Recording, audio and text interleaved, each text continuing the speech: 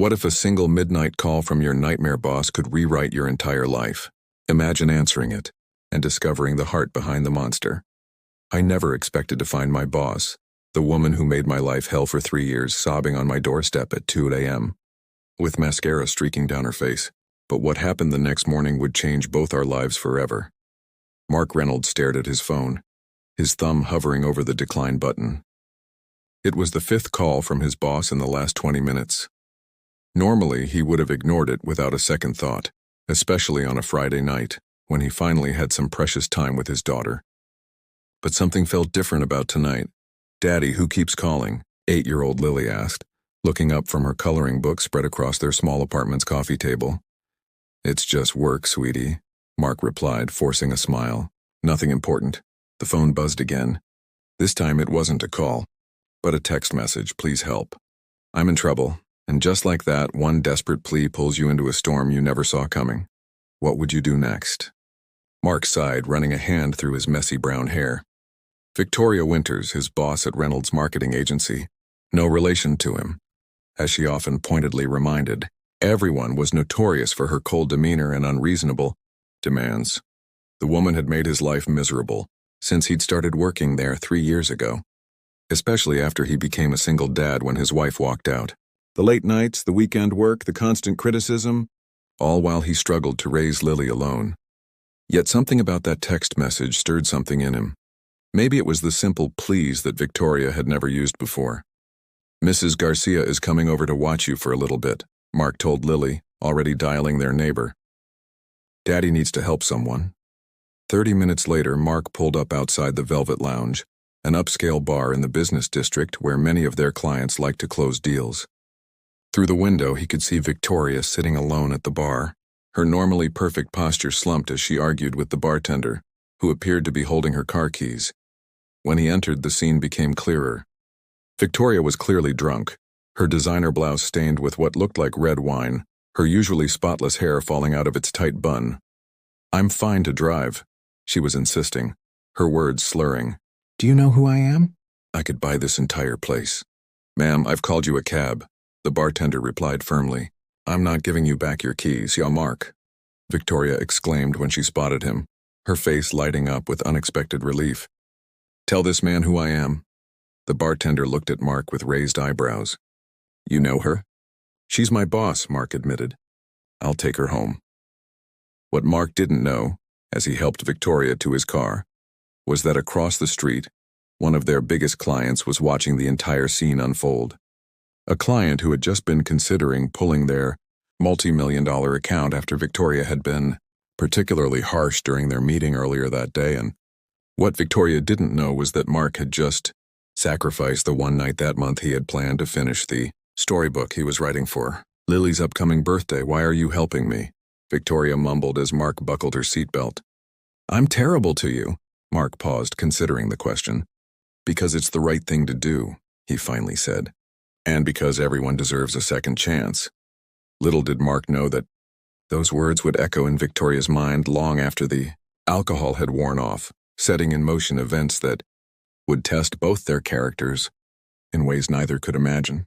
The drive to Victoria's upscale penthouse apartment was mostly silent, broken only by her occasional directions and a few unclear mumbles.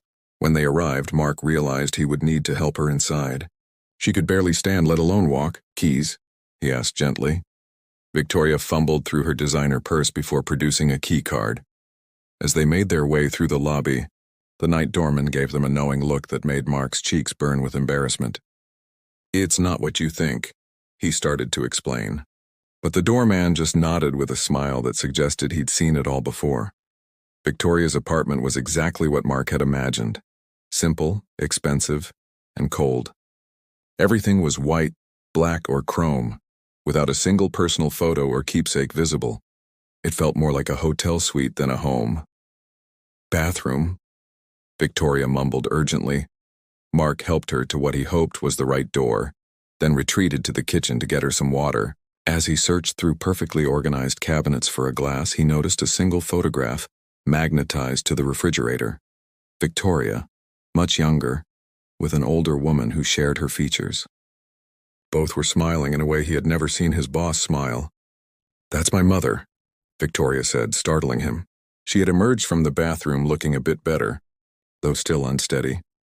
She died 5 years ago today. The simple statement hung in the air between them, suddenly explaining everything about this night. I'm sorry, Mark said, handing her the water. I lost my dad when I was young. Those anniversaries never get easier. Victoria took the glass, their fingers brushing momentarily. Why are you being kind to me? I've been nothing but cruel to you. Before Mark could answer, Victoria's phone rang. She glanced at it and her face paled. It's Richard Townsend, she whispered, referring to the CEO of their largest client. Don't answer, Mark advised. Not in your condition. But Victoria was already accepting the call, switching instantly to a professional tone that barely betrayed her drunken state. Richard, what a pleasant surprise, Mark. Could hear the angry voice on the other end of the line. Something about unprofessional behavior and reconsidering their partnership. Victoria's face crumpled as she realized what was happening. Richard, please, I can explain. Mark surprised himself by gently taking the phone from her hand. Mr. Townsend, this is Mark Reynolds. I apologize for the interruption, but Miss Winters has just received some devastating personal news and was trying to process it privately. I'm helping her get home safely. Perhaps we could schedule a meeting on Monday to discuss any concerns you might have. There was a long pause before Richard responded, his tone noticeably softer. Mark continued the conversation, somehow managing to not only smooth things over, but also secure a tentative agreement for an expanded campaign. When he hung up, Victoria was staring at him with an expression he couldn't read. You saved my career, she said quietly. After everything I've done to make your life difficult, Mark shrugged. Like I said, everyone deserves a second chance. As he helped Victoria to her bedroom and ensured she had water and aspirin for the morning, Mark wondered if she would even remember any of this tomorrow. In his experience, people like Victoria Winters didn't change overnight, and they certainly didn't acknowledge moments of weakness. I should go, he said, turning to leave. My daughter is waiting. Your daughter, Victoria repeated, her voice small. Lily, right? The one whose recital I wouldn't let you attend last month. Mark was surprised she remembered. Yes. I'm sorry, Mark, Victoria whispered, already drifting toward sleep. I'm so sorry, Mark didn't respond. He'd heard drunk apologies before. They rarely meant anything in the light of day. As he drove home, exhaustion settling into his bones, Mark prepared himself for Monday morning, when Victoria would undoubtedly pretend none of this had ever happened. That's how these things always went. The powerful never acknowledged their moments of vulnerability to those beneath them. What Mark couldn't possibly know, as he quietly thanked Mrs. Garcia and checked on his sleeping daughter, was that Victoria Winters lay awake in her expensive bed staring at the ceiling, making a decision that would transform both their lives. Monday morning arrived with the usual chaos of a single-parent household. Spilled cereal, missing homework, and a last-minute scramble to catch the school bus. By the time Mark arrived at the office, he was already worn out, and the day hadn't even properly begun. He braced himself as he approached Victoria's office, expecting either cold dismissal or outright anger. What he didn't expect was to find her waiting by his desk, with 2 cups of coffee. Good morning, Mark, she said, her voice lacking its usual sharp edge. I got you coffee. Black with 1 sugar, right? Mark stared at her, momentarily speechless. In 3 years, Victoria had never once remembered how he took his coffee, let alone brought him any. Thank you, he managed, accepting the cup cautiously as if it might be some kind of trap. I'd like to speak with you in my office when you have a moment, she continued. Her usual commanding tone softened into something almost like a request. As Mark followed her, he noticed the office was buzzing with confused whispers. Victoria Winters bringing coffee to an employee? Something was definitely off. Once inside her office, Victoria closed the door and turned to face him. She looked different somehow, still perfectly dressed in a tailored suit, but there was something in her eyes that hadn't been there before. I remember everything about Friday night, she said without preamble. I want you to know that. Mark shifted uncomfortably. It's really not necessary to— It is necessary, Victoria interrupted. You helped me when you had every reason not to. You protected my reputation with Richard Townsend. You were kind when I've been nothing but cruel to you. She moved to her desk and picked up a folder. I've been reviewing your personnel file all weekend. You've consistently been one of our top performers, despite the fact that I've denied your request for flexible hours, overlooked you for promotion twice, and generally made your life difficult. Mark didn't know what to say.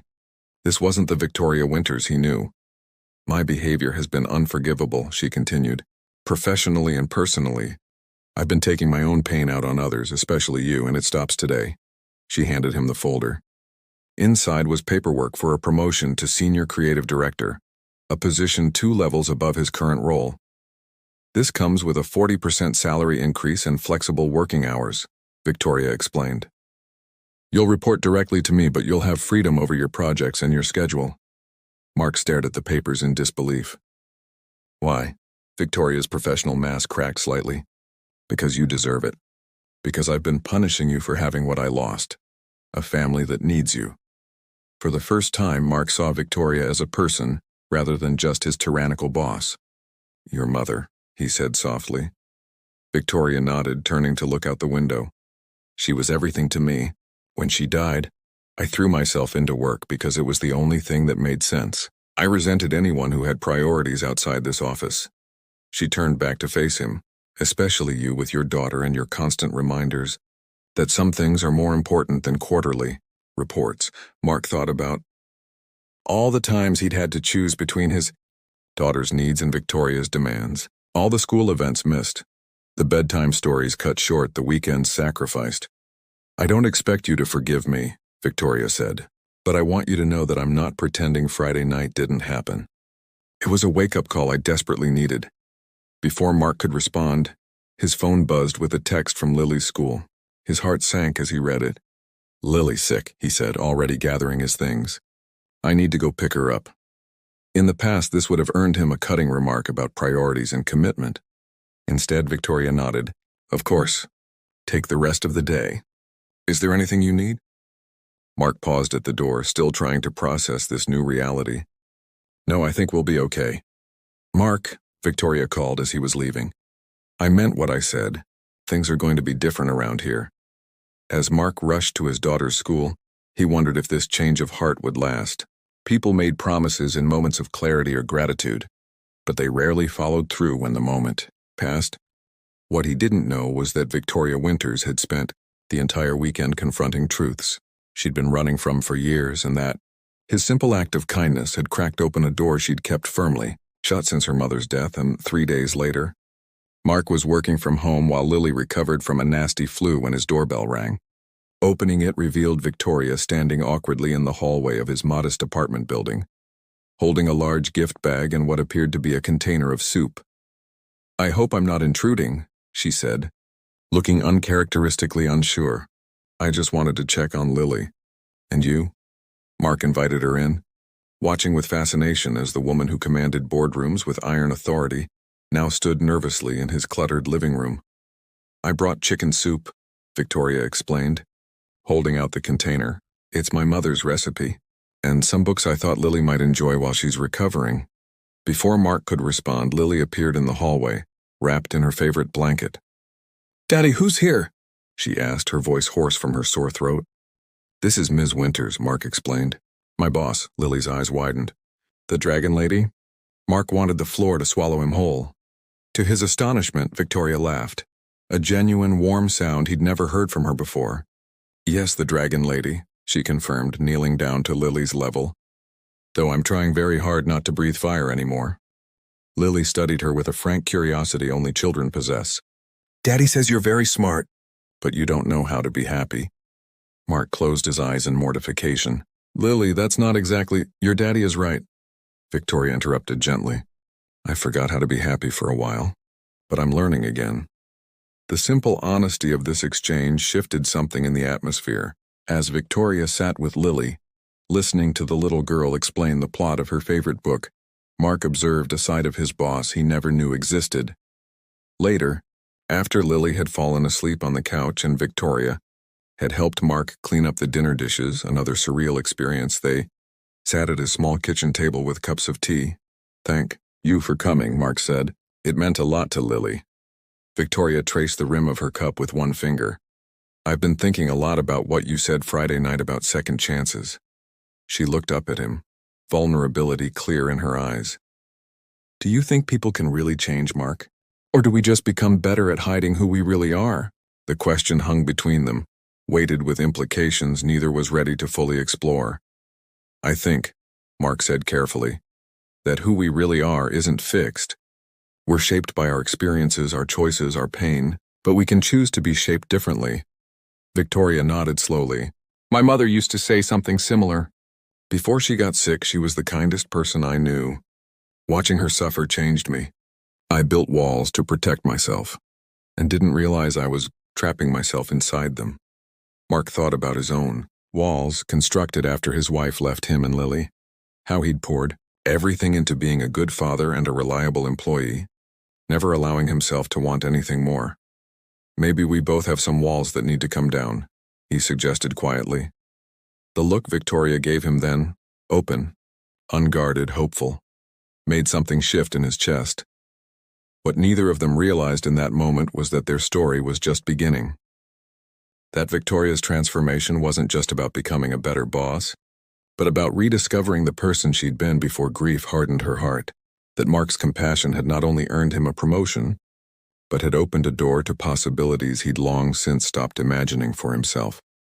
In the months that followed, the office watched in amazement as Victoria Winters became almost unrecognizable, still brilliant and demanding, but also fair, supportive, and occasionally even kind. They whispered about what could have possibly changed her, creating elaborate theories that never came close to the simple truth. The truth was that on a Friday night when she was at her lowest, Victoria had experienced something she'd forgotten existed, unconditional kindness from someone who had every reason to turn his back on her. And in that moment, she'd glimpsed a version of herself she thought had died with her mother. As for Mark, he found himself thriving both professionally and personally. With his new position and flexible schedule, he never missed another of Lily's school events.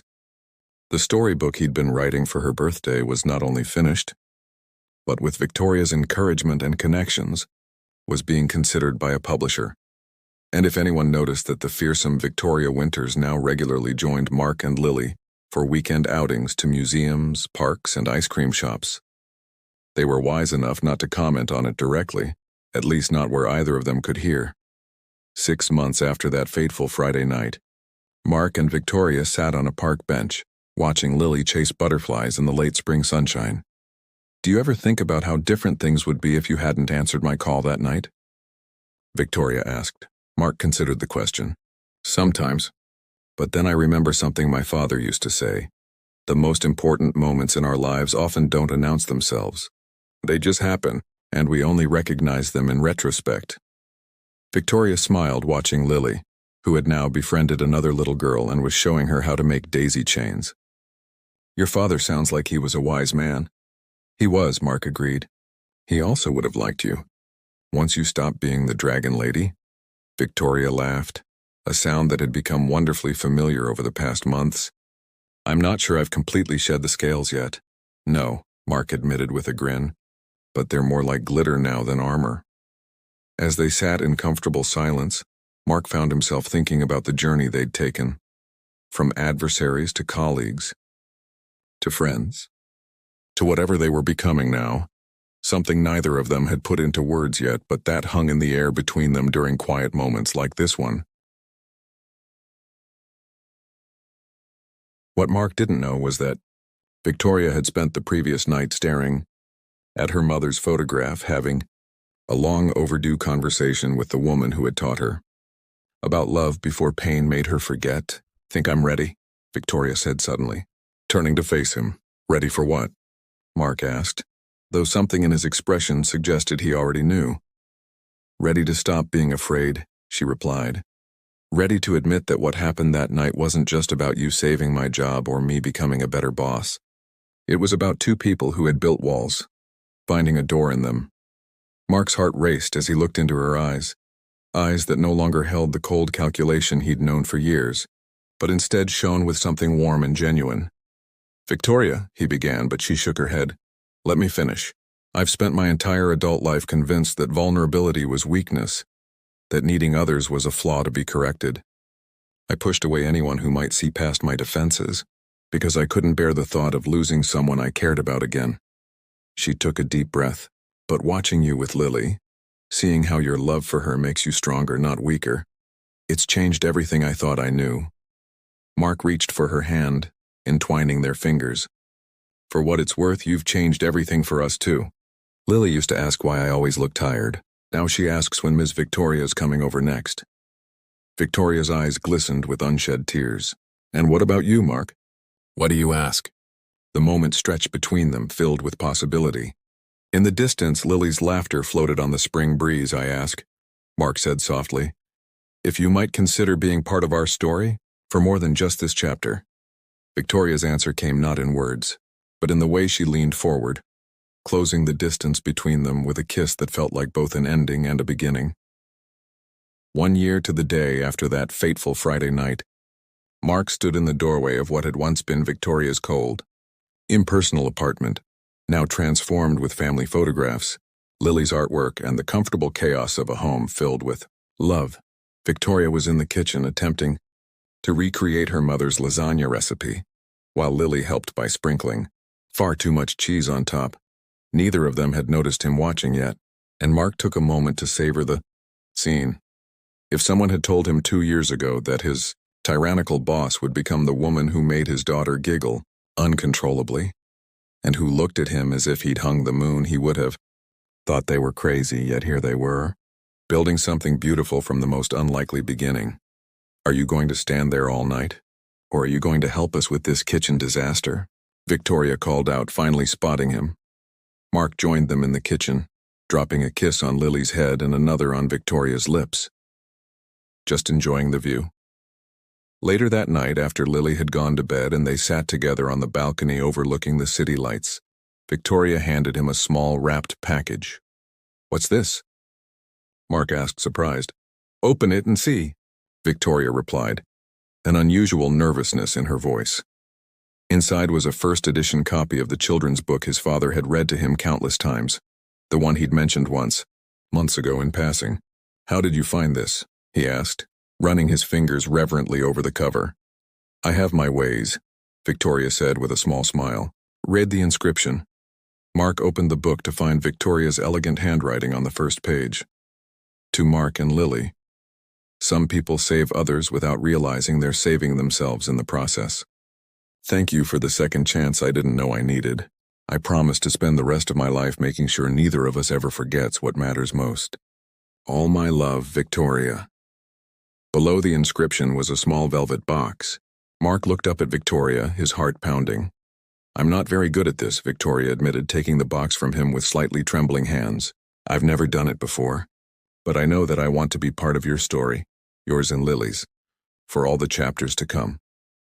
She opened the box to reveal a simple but elegant ring. I'm not asking to replace anyone or to change what you and Lily have built together. I'm asking if there might be room for me in your family. Officially, permanently, completely. Mark looked at the woman before him, the woman who had once made his work life miserable, who had transformed herself through sheer determination and love, who now looked at him with such vulnerable hope, and knew there was only one possible answer. There has always been room for you, he said, pulling her into his arms. We were just waiting for you to find your way home. As they held each other under the stars, both thinking of the unlikely path that had brought them to this moment, Mark couldn't help but marvel at how a single act of kindness on a dark night had changed everything. Sometimes the most important crossroads in our lives don't announce themselves with fanfare. Sometimes they arrive as inconvenient phone calls on Friday nights, as moments of compassion when resentment would be easier, as second chances given without expectation of return. And sometimes, if we're brave enough to answer those calls, to offer that compassion, to give those second chances, we find ourselves exactly where we're meant to be, with people who were always meant to be part of our story. If you enjoyed this story of unexpected connection and second chances, please like this video and subscribe to the channel for more heartwarming stories that remind us how a single moment of kindness can change everything. Sometimes, the most beautiful beginnings come from the most unlikely places.